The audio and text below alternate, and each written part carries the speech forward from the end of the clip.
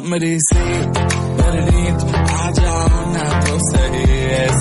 Hey guys, welcome back to my channel. तो last video में हमने जहाँ तक पढ़ा था तो उसके आगे का कंटिन्यू करने वाले हैं। ये मैं अपना खुद का कॉन्सेप्ट लेके आई हूँ। अगर बुक के कॉन्सेप्ट में अगर उसमें ज़्यादा टाइम लग जाएगा तो आई थिंक 2 वीडियो बनेंगी इसकी, और 2 वीडियो में पूरा कॉन्सेप्ट को समझा दूँगी। ठीक है, तो ये मैं खुद से पढ़ के मैं पूरी समरी आपको बता रही हूँ। ओके, सो स्टार्ट करते हैं। तो लास्ट वीडियो में बर्नार्डो और एंडी के बारे में और उनके पेरेंट्स और अंकल आंटी के बारे में पढ़ा था। तो आज हम कंटिन्यू करने जा रहे हैं गैब्रिएला और मैड नीना। ये नाम आपने अगर नॉवेल को देखा होगा तो उसमें कुछ कैरेक्टर्स है, उनमें से 2 हैं। ठीक है, तो स्टार्ट करते हैं। तो गैब्रिएला जो थी वो बर्नार्डो के स्कूल में पढ़ा करती थी, और वो ऐसी लड़की थी कि वो स्कूल के रूल्स फॉलो नहीं करती थी, सबको बुली करती थी, परेशान करती थी। ठीक है, वो किस प्रकार करती थी वो मैं बात बताऊंगी। फिर स्टार्ट करते हैं about mad Nina. Mad Nina एक विच थी, विच। ओके, तो वो जो थी वो एक्चुअली में गैब्रिएला की मदर थी। She was the mother of the Gabriela. Okay, so everyone also hated her. उसे भी ज़्यादा लोग पसंद नहीं करते थे क्योंकि वो सबको परेशान किया करती थी। तो एक दिन क्या ठीक है, अब मैं गैब्रिएला पे वापस आती हूँ। ठीक है, तो गैब्रिएला की प्रॉब्लम ये थी कि गैब्रिएला कभी भी अपने स्कूल के रूल्स नहीं फॉलो करती थी। उनके स्कूल में कुछ रूल्स थे कि गर्ल्स जो होंगी वो पॉनीटेल करके आएंगी, गर्ल्स कोई ज्वेलरी नहीं पहनेगी। लेकिन जो गैब्रिएला थी वो इन रूल्स को फॉलो नहीं करती थी, और वो अपने गले में एक विशिंग स्टोन पहना कर रखी थी। ठीक है, विशिंग स्टोन पहना करती थी जो कि एक ज्वेलरी की तरह लगता था उसके लिए, तो वो पहन के रखा करती थी। ठीक है, तो एक दिन क्या हुआ कि बर्नार्डो जब 13 ईयर ओल्ड का था तो बर्नार्डो एक दिन अपनी बहन के लिए, बहन एंडी के लिए पूका शेल्स से एक नेकलेस बना रहा था ताकि वो अपनी बहन को गिफ्ट कर सके। तो वो गार्डन में बैठा था पेड़ के नीचे। ठीक है, तो गैब्रिएला और उसकी गैंग आती है। वो गैंग आती है और उससे उसके पूका शेल्स ले लेती है और उसे बर्नार्डो को मारती भी है। तो बर्नार्डो कुछ नहीं कहता क्योंकि वो बहुत छोटा था, ही वॉज ओनली 13। सो उसको बुली करती है लेकिन वो कुछ नहीं कहता है। फिर एक दिन क्या होता है कि जो बर्नार्डो होता है वो जाता है गैब्रिएला के हाउस पे। ठीक है, गैब्रिएला के हाउस पे जब वो पहुंचता है तो गैब्रिएला और उनके बीच में लड़ाई हो जाती है। ठीक है, गैब्रिएला को ये लग रहा था कि बर्नार्डो बर्नार्डो एक्चुअली उसको लाइक करता था। ठीक है, और उसका जो विशिंग स्टोन था उससे वो भी बहुत ज़्यादा पसंद था, तो वो गया। ठीक है, तो उसे लगा था, गैब्रिएला को पहले लगा कि वो उससे पूका शेल्स जो उसने चोरी किए थे बर्नार्डो से वो लेने आया है, लेकिन वो ऐसे ही मिलने आया था और उनके बीच में लड़ाई हो जाती है। फिर गैब्रिएला के घर में एक पालतू सा कुत्ता था। ठीक है, वो अचानक से इतना वाइल्ड हो जाता है कि वो गैब्रिएला को जाके काटने लगता है। काटते वक्त गैब्रिएला के गले में जो स्टोन होता है, विशिंग स्टोन, वो नीचे गिर जाता है और बर्नार्डो उसे उठा लेता है। फिर वो डरने लगता है तो वो भागने लगता है। तो पीछे से जो गैब्रिएला की मॉम मैड नीना वो उसको बचाने का प्रयास करती है लेकिन वो नहीं बचा पाती, फिर वो वहाँ से भाग जाती है। ओके, उसे पता नहीं चलता। तो जब बर्नार्डो पहुँचता है सैन एंड्रेस में अपने घर में तो उसे डर लगा रहता है कि कहीं पुलिस ना आ जाए उसे अरेस्ट करने के लिए। तो इस बात से वो थोड़ा सा डरा हुआ था, लेकिन 1 महीना हो गया लेकिन उसके पास पुलिस नहीं आई, तो वो उसे विजिट करने गया। ठीक है, उसने डोरबेल जो बहुत डरा हुआ था एक्चुअली वो।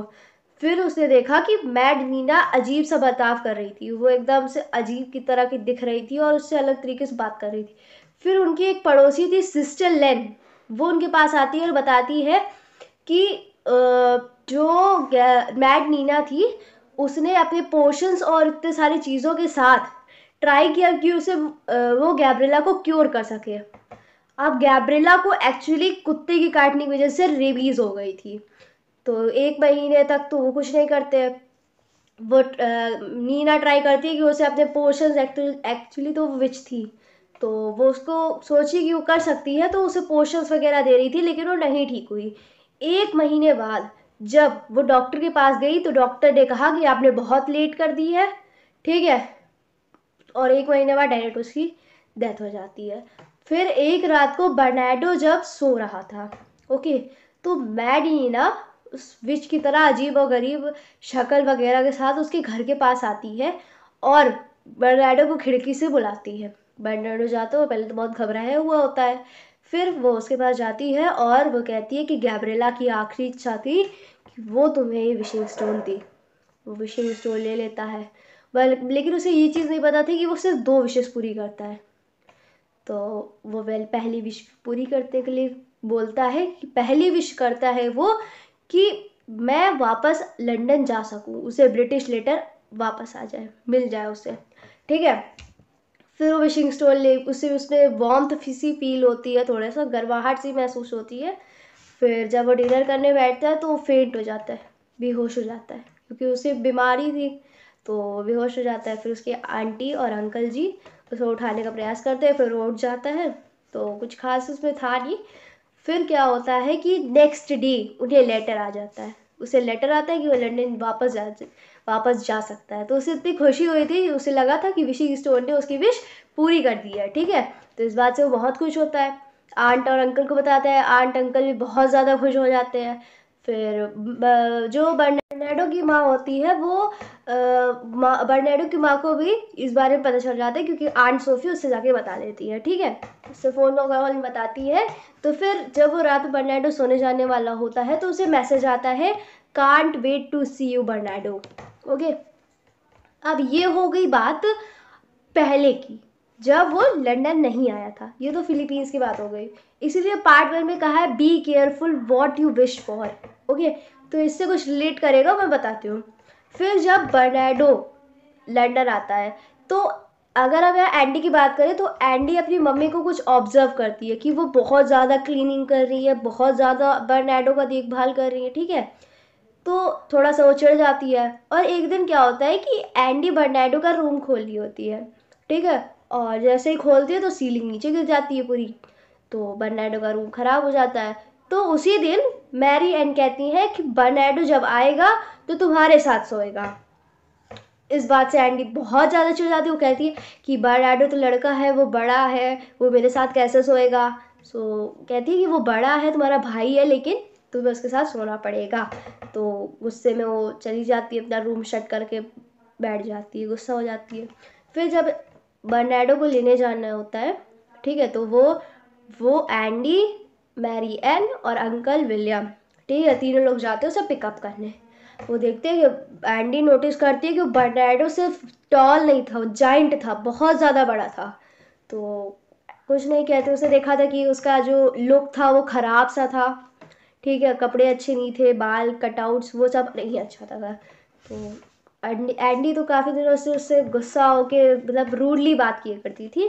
बर्नार्डो का इसका वो नहीं समझ में आया। तो जब वो बर्नार्डो आया, ठीक है, बर्नार्डो जब घर आ गया तो क्या हुआ कि जो अंकल विलियम का कोट था वो उसे फिट हो गया। तो मैरी एन ने कहा कि तुम ही रख लो। फिर क्या करती है कि जो फिलीपींस में उनके दोस्त थे, ओल्ड टाइबो वगैरह, जैबी, जिसको जब्बर कह के बुलाते थे, जब्बर। ओके, अगर उसे कोई हेनरी नाम से चिढ़ा दे तो बहुत ज़्यादा चिढ़ता था। वो कहता था कि मुझे सिर्फ जैबी बुलाओ। ठीक है, उसका दोस्त था, बर्नार्डो का बेस्ट फ्रेंड। ओके, तो ये होता है। उसके बाद फिर सब जब लंदन चला आता तो ओल्ड टाइप जैबी वगैरह उससे कहते हैं कि बर्नार्डो तुमने हमें अकेला क्यों छोड़ दिया, वापस आ जाओ, अर्थक्वेक आ जाएगा तो हम सब तबाह हो जाएंगे। ठीक है, लेकिन बर्नार्डो इस बात को नहीं सुनता, क्योंकि वो after 16 years he is back to his home. 16 साल बाद वो अपने घर पर वापस आया था, तो वो नहीं चाहता था कि वो वापस जाए। तो बहुत सारी चीज़ें होती है। फिर क्या होता है कि घर आते हैं, सब उसका देखभाल करते हैं। तो जो मैरी एन थी और अंकल विलियम थे, दोनों लोग नर्स थे, बोथ वर्दी नर्स। तो उनकी नाइट शिफ्ट्स वगैरह थी। ठीक है, नाइट शिफ्ट थी। तो इन्होंने क्या कहा था कि बर्नार्डो का ध्यान एंडी रखेगी। एंडी की बात फिर वापस आते हैं। एंडी जब स्कूल में थी तो जब मैंने बताया था कि रॉकी जो कैप्टन था उसने कहा था कि गर्ल्स फुटबॉल और वो बास्केटबॉल नहीं खेलेगी।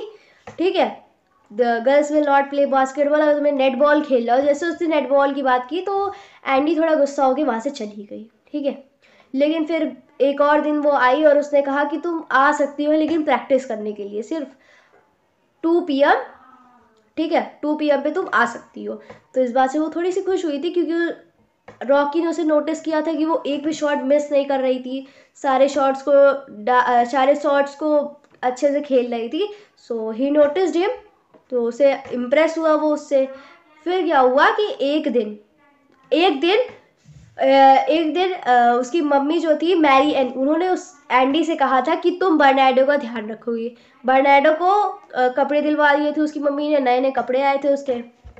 तो उन्होंने कहा था एंडी से कि तुम उसका ध्यान रखोगी, ठीक है। बर्नार्डो थोड़ी देर सोने के लिए चला जाता है, तो एंडी वहाँ नहीं होती। बर्नार्डो की मम्मी और एंडी की मम्मी मैरी एन, उन्होंने कहा था कि 4 बजे तक तुम वापस आ जाओगी घर पर। तो तब तक ऐसा नहीं होता। बर्नार्डो जब 5 बजे उठता है तो वो देखता है कि वहाँ एक चिट रखी जिसमें कहा था कि I will be back soon eight 4 PM, please don't do anything Bernardo. तो वो पढ़ता है, तो उसे वो कुछ नहीं करता, वो कुछ नहीं, बस बैठा रहता है। फिर सोचता है कि मैं क्यों ना नहा लूँ, मैं इतने दिनों बाद आया हूँ, मैं नहाया नहीं है। वो क्या करता है कि शावर के पास जाता है, वहाँ पास हॉट और कोल्ड का दोनों को ऑन कर देता है वो।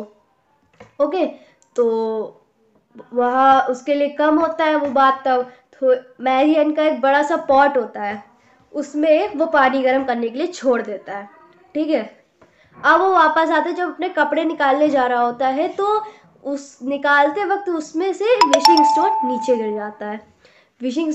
जाता है। अब तो वो सोचता है कि इसके बारे में, गैब्रिएला के बारे में सोचने लगता है। अब वो गैब्रिएला के, उसे एक अंदर से गिल्ट होती है ना, वो आता है कि तुम्हारी वजह से ये हुआ वो हुआ। तो फिर वो बेहोश हो जाता है, पानी वानी तो बह ही रहा था। फिर उसे ऐसा लगता है कि गैब्रिएला उसके सपनों में आई है और उसे ये सब बोल रही है, लेकिन वो एक्चुअली गैब्रिएला नहीं होती है, वो बर्नार्डो की बहन एंडी होती है। एंडी चिल्ला रही होती कि तुमने पानी छोड़ दिया, ये सब छोड़ दिया, और इतनी गुस्सा आई उसको, ठीक है। फिर मैरियन वगैरह उससे वापस आती है अपनी शिफ्ट से, वो बर्नार्डो की जगह एंडी को डांटती है, बल्कि एंडी ने सब कुछ किया। एंडी ने पॉट वापस उतारा, हर जगह साफ सफाई की, लेकिन फिर भी डांट पड़ी थी एंडी को, क्योंकि वो जल्दी नहीं आई थी। इस बात से वो बहुत गुस्सा हो जाती है वो। फिर एक दिन क्या होता है, कुछ दिनों में बनने लगती है दोनों के बीच में, अच्छे से बनती। लेकिन एक दिन बर्नार्डो जो था उसने अंकल विलियम कहा था, लेकिन वो उसके फादर थे। तो उसके अंकल विलियम जो थे उन्होंने कहा था कि बर्नार्डो मुझे अपना फादर समझो, फादर हूँ मैं तुम्हारा। तो तब से उसे फादर बुलाने लगा। एक दिन मैंने आपको बताया था ना 2 PM एट बास्केटबॉल वाला।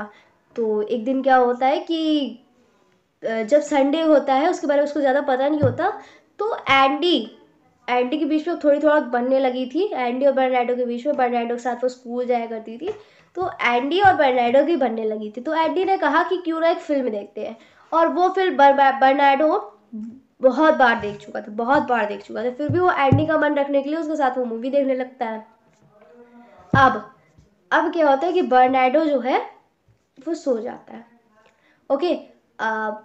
और उसकी तो 2 बजे ट्रेनिंग होती एंडी की।